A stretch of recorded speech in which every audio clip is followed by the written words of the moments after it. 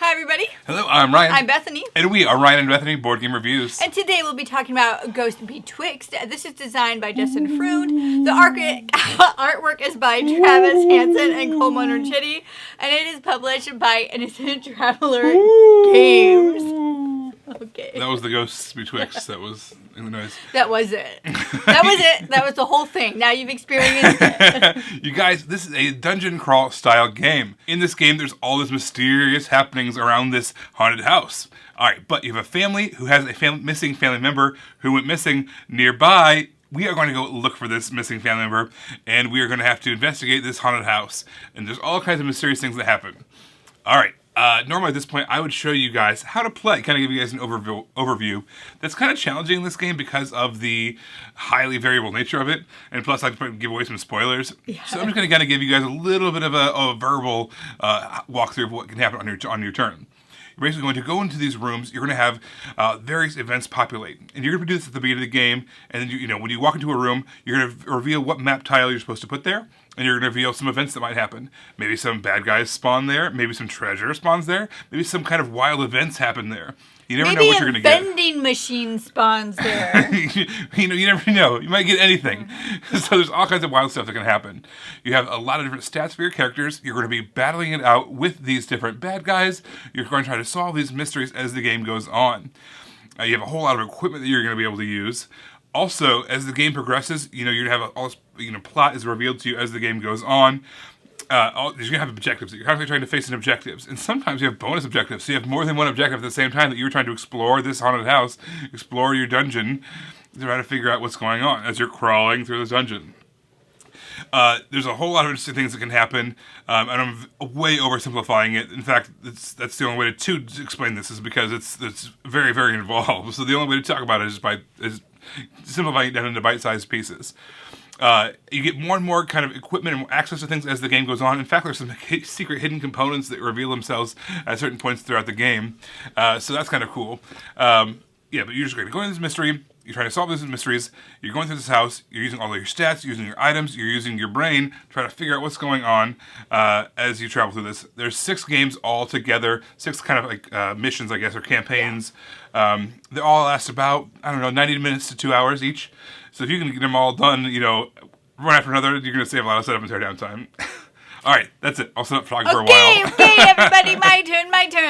So I actually really did enjoy how this game self-populated. So like Ryan said, we have these map tiles, but you pull out the numbers and you shuffle them, and then you put them next to the board, and then you pull out the things that you're going to be getting. So you know what bad guys are coming out and what things are going to be populating the board, but it's all a mystery. So you shuffle them, and you don't know which is going to happen when. So I did like how you just drew a map tile, you got the associated board, and then you randomly drew 3 things to populate that board. So you knew kind of what the whole game was going to have, but you didn't know exactly what that room was going to have. So I like how the game self-populated itself that way.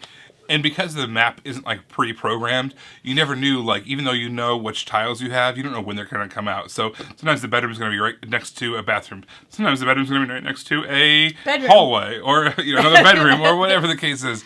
So it was very weird and fun how that kind of changed over the course of the game or between sessions. Yeah.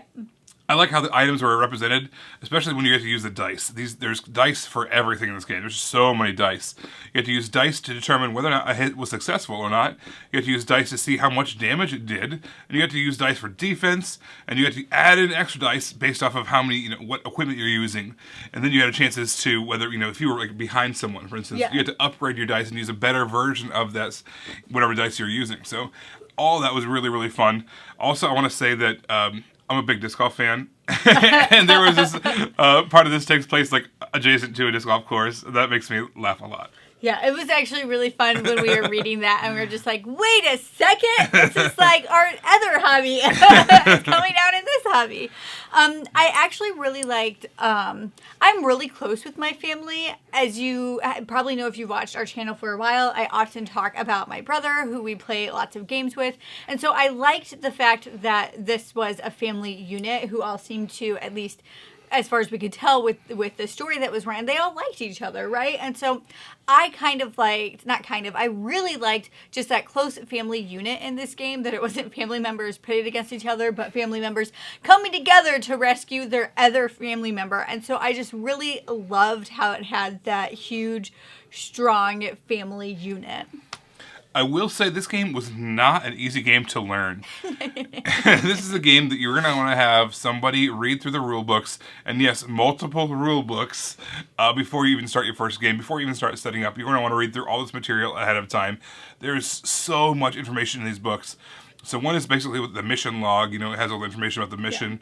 Yeah. One is kind of like the generic rules that are going to apply to all the sessions. And then you have one book that's kind of like your setup, your quick start guide. Yeah. But even within that start guide, it had you go back and reference, okay, now in the other book, go to this page and this number. And now in the other book, go to this page and this number. So you were constantly going back and forth between all these different books, trying to reference things. And even as the game is going on, you were flipping back and forth between all these different books, moving back and forth, moving back and forth. There was one on the rule book page, there was a really helpful guide that had a lot of what conditions, all the conditions meant. You can bleed, you can be freezing, you can be burning, you can do all these different weird stuff. And having that reference was crucial, otherwise it wouldn't have worked. And there's this huge atlas at the end of it, and a glossary at the end of it, and the definitions. I mean, it's extremely involved. Tons and tons of detail. So much detail. Maybe even too much detail.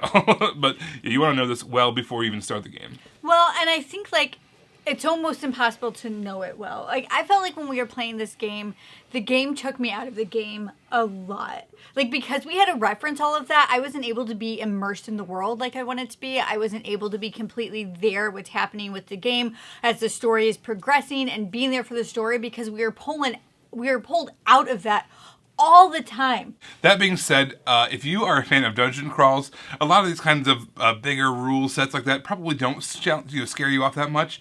And I think that you might really dig it. I wasn't scared. I was just confused. Well, right. Well, me too. And I'm not someone who does a whole lot of dungeon crawls. So the ones that I do usually are app driven or have some kind of app assistance, so that the bookkeeping and the rules are all self-contained within the app. And that was not the case with this. Yourself had to be the bookkeeper. You yourself had to be the storyteller. You yourself had to be all of it.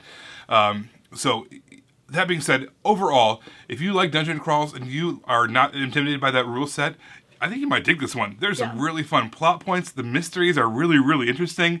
The artwork is fun. Yeah. It really Lots matches of 90s, the theme. 90s throwbacks. 90s references, perfect. There's the zebra stripes gum. Heck delicious. Yeah, I can even taste it now. Yeah. It disintegrates in your mouth after 20 seconds. But those are delicious 20 seconds.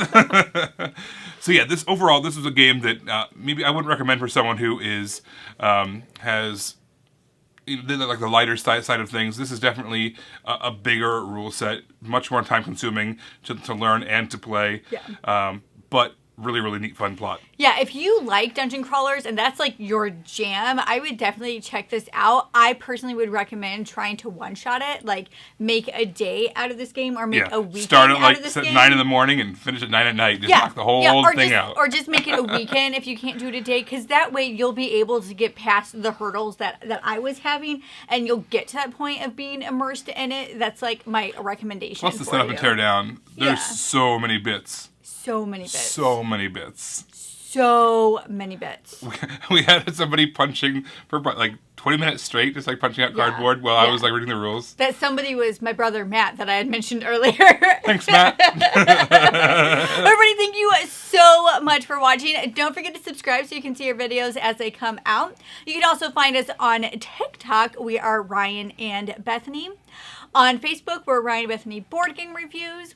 On Twitter, we're Ryan and Bethany 1.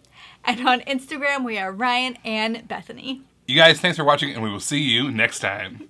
Bye.